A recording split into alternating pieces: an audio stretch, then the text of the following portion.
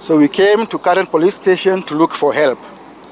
We drove right into the station, but those two cars followed us right inside and forced me into their car, a white Probox. I was sandwiched between two men in civilian clothes. I was handcuffed and I was assaulted. They were demanding to know why I was resisting arrest. And I told them I was not resisting arrest, I was resisting criminals. I don't know who you are. You have not identified yourselves. And up to now, as far as I am concerned, you are criminals. They drove me down Langata Road, up to near, I think around the turning of Langata South Road, where they stopped, made a few calls. I don't know to who, but I gather they were talking to their superior. I could hear them muttering words about Alpha, Bravo, Sierra. I don't know what those mean. But I heard them mention DIC headquarters. Then after some long conversations, they decided to turn back. We came with them. I was still handcuffed in the car. We stopped here, just across the road here, near the Shell petrol station. That is the time they asked for my ID, and I gave it to them. They looked at it. They said, "You're the Francis Macharia Gaitho?" I said, "Yes." One guy got out, made some phone calls, came back again, asked for my phone number. I refused to give it to him. They had previously asked for my phone also, which I did not have with me because I had left it with my son. After another long telephone conversation, they came back and the guy sitting behind was asked to remove my handcuffs. Then they told me it was a case of mistaken identity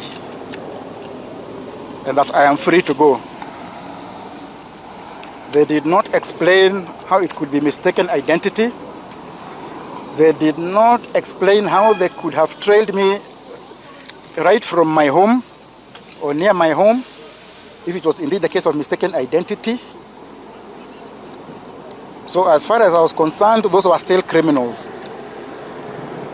Anyway, they brought me back to Karen police station from where they had abducted me in the first place, and they went away. They were telling me now I can go home. But I said, no, I am not going home. First, I will report an attempted abduction. This is a criminal offense. So I have already recorded an incident, reported a crime. It is in the occurrence book. Now I am waiting to write a statement. They have been telling me to go to DCI headquarters to report there, but I said no. The incident happened here within the precincts of Karen police station. So any statement I write, I will write it here at Karen police station. I got a call from the OCPD Langata. She was telling me to go and talk to her there. I said no. If she wants to talk to me, she can come here. Now she has told me that they are sending somebody from Langata, which is the mother police station for this area, to come and take my statement. So that is what I am waiting for. Are you convinced that the intimidation that has happened to you today is connected to the work that you do, the articles that you've been writing? Certainly. As we have seen all these abductions, I am not the first media person to be abducted or to be arrested. It is clear that all these things are connected, that the police are operating outside the law. to arrest, intimidate, harass innocent people. And on this, we must lay blame where it squarely lies. That is on the government of Kenya, on the National Police Service, on the Inspector General of the National Police Service, on the Director of DCI, and all the officers who are carrying out these rogue activities. And I think what I have to say is that we cannot sit back and allow Kenya to descend into a lawless state. And therefore, it is the duty of all who have been subjected to this kind of intimidation to follow up and to seek legal redress. How are you feeling after this awful experience? It is extremely traumatizing, because when you are abducted by unknown people who do not identify themselves, when I asked them to identify themselves or who they are, their response was that they have a Subaru, therefore I should know they are policemen, and that they have guns, therefore I should know they are policemen. And I told them that, first of all, everybody can drive a Subaru. It is not a preserve of the police. Secondly, all the criminals we know have guns, therefore that is not an identity. They refuse to show their identity cards. And I think we cannot sit back and see our country go back into a police state. We fought for democracy. We achieved what we call democracy in 1991.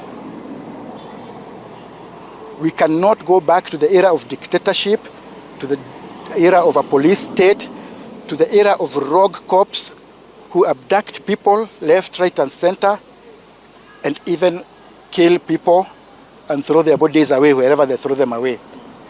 We were told there will be no more abductions by this government. There will be no more extrajudicial killings. They are not showing that they meant it. Mr. Gaitho, in terms of your career, you've had a plethora of experiences, encountered incidences that happen to others and yourself. Has this ever happened to you during the span of your career? And if so, if it hasn't ever happened, how do you think this is going to shape the future of your career? Having problems with the law enforcers comes with the job. We call it hazards of the trade. I have had my own share of problems. But in the past, when police have wanted to talk to me, they have called me and asked me whatever questions they wanted. I have never had to go through abduction, kidnapping by people who I do not know whether they are police or whether they are terrorists. And up to now, I don't know whether those are policemen or terrorists. We don't know. So we will be demanding a proper accountability, a proper explanation from all those who are responsible and who claim that they are in charge of security in Kenya. Are you reading a pattern from what happened yesterday with the shooting of a journalist and now today? Is it something that you feel? Yesterday, a journalist who was covering the protests in Nakuru was shot at close range by police officers. We have had many other cases of journalists being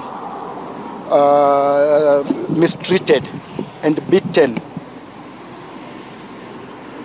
And I think just yesterday there were statements from Kenya Editors Guild, of which I am a member. There was a statement from KUJ. There was a statement from Association of Media Women in Kenya. There was a statement from Media Council of Kenya on the journalist who was shot. Obviously, those statements are not being taken seriously. So we must now seek remedy in the courts. Labda niombe kuuliza, najua pia wakati haya yote yalikuwa yanafanyika, Andrew nao alikuwa anarekodi, sijui yeye yuko aje sasa hivi, na ikizingatiwa kwamba ilifanyika ndani ya kituo cha polisi, mahali ambapo ni salama, unatafuta usalama? Andrew, my son, ako sawa. He was very brave. He was the one driving and managed to drive me away right into the station.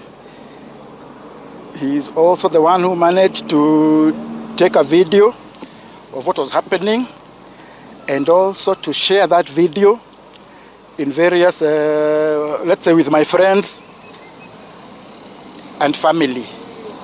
But obviously, an 18-year-old young man going through that, seeing his father abducted in a very brutal, violent fashion, must be very traumatizing for him. It is traumatizing for my other children who are all here, who got the news and were wondering what is happening.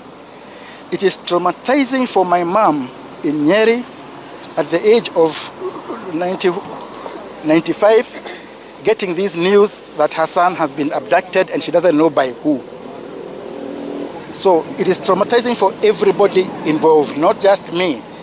For me, I call it hazards of the trade. But there are those young ones who depend on me, who love me.